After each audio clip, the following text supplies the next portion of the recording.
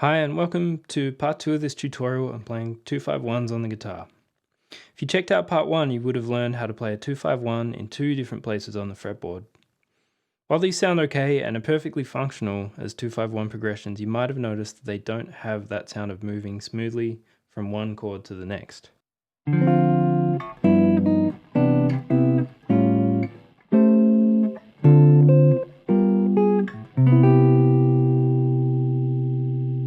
To do that, we're going to break the 2-5-1 down to its bare bones and introduce a concept called voice leading. So let's look at our original 2-5-1 again and check out what happens to the notes as we move from chord to chord.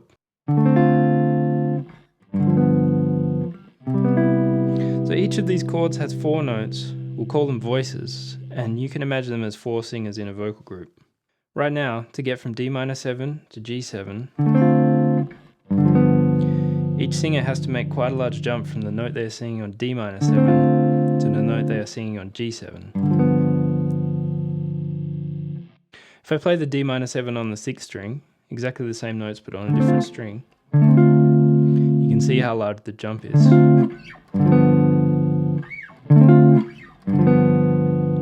And then I have to jump again to get us back up to C major 7.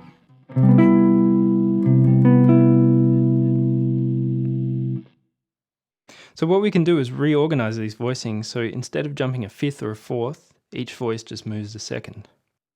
The first thing we need to do is remove the 5th from each of these chords, and we can add it back later if we want.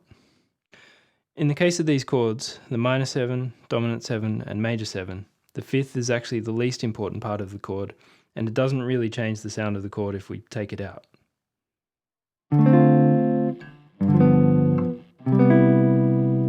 And then without the 5th,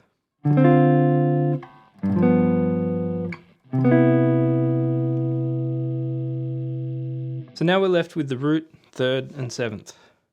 3rd and 7th are actually the most important. They tell our ears everything they need to know about what kind of chord we're hearing, whether it's major 7, minor 7 or dominant 7. The next step would be to rearrange these notes so each voice moves as little as possible. We can't really smooth out the movement of the root notes, but we can shift the 3rds and 7ths. So if we take the 3rd in the D-7 chord, F, and move it down an octave, leave the G7 as it is, and then take the 3rd in the C major 7 chord, E, down an octave, we end up with the 3rds and 7ths moving only a half step through the whole progression.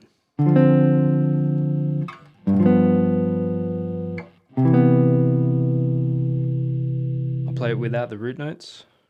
And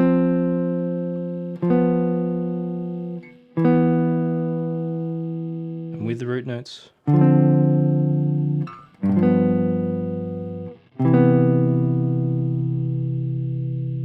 So what's happening is the 7th of D-7, C, drops by a half step to become the 3rd of G7,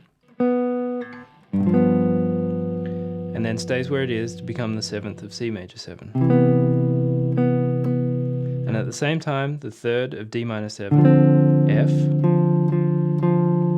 F, stays still to become the 7th of G7,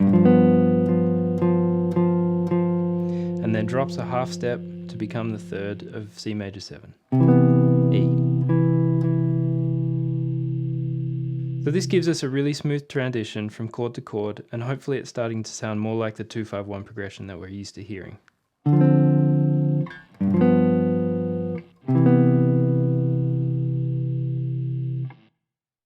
So let's take a look at the same thing in our other position, where we start with the root on the 6th string. This is similar to our voicing before, but we'll take out the 5th, and now we're left with just the root, 3rd and 7th.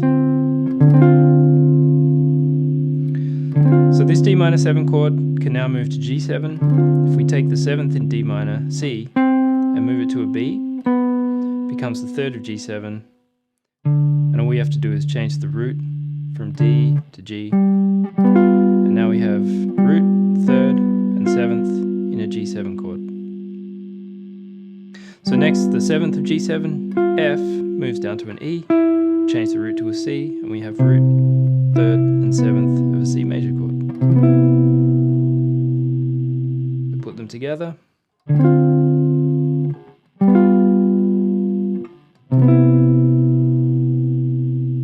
Without the roots.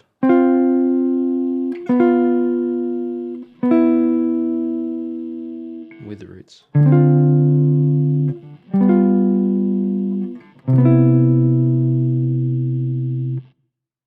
So now we have two ways of playing a 2-5-1 with some really nice voice leading.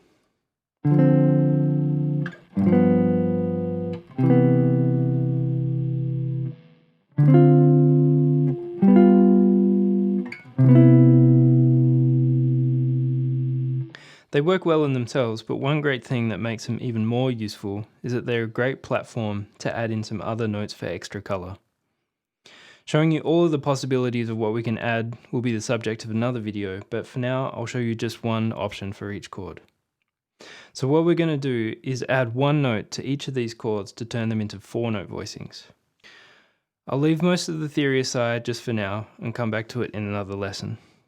Just try to be mindful when you're playing these chords of where the root, 3rd and 7th are.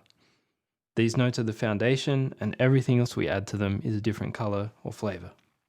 So for our voicing of D minor 7 with the root on the 5th string, let's double the 3rd, F, to fill out that D minor 7 chord. Then for the G7 chord, let's add an E on top to make it a G13 chord. And then finally, let's add a D to the top of the C major 7 chord to make it C major 9.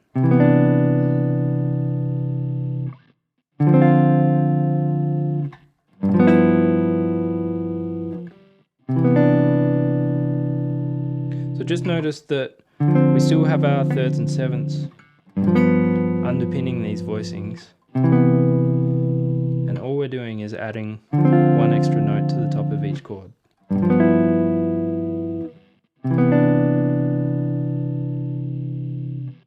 And then for our voicing with the root on the 6th string, let's add the 5th to the top of the D minor 7 chord, A.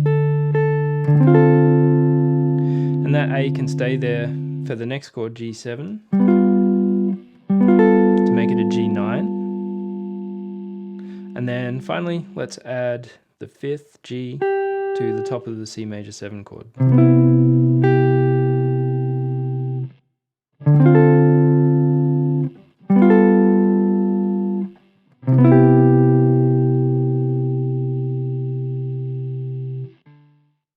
Let's spend a minute playing these progressions around the circle of fifths like we did in part 1 of this tutorial.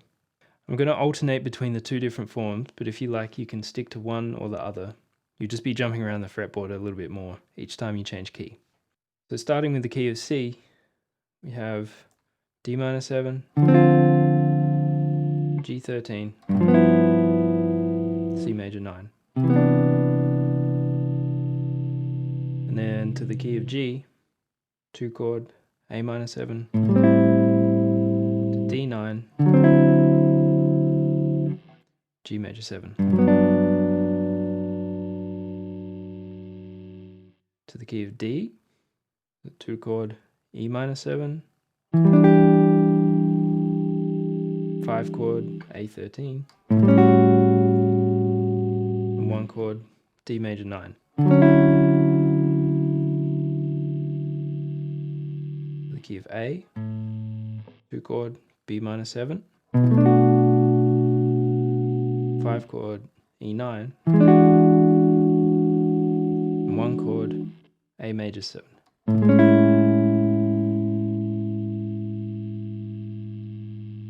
Do one more together in the key of E, 2 chord is F sharp minor 7, 5 chord, B13, and 1 chord, E major 9.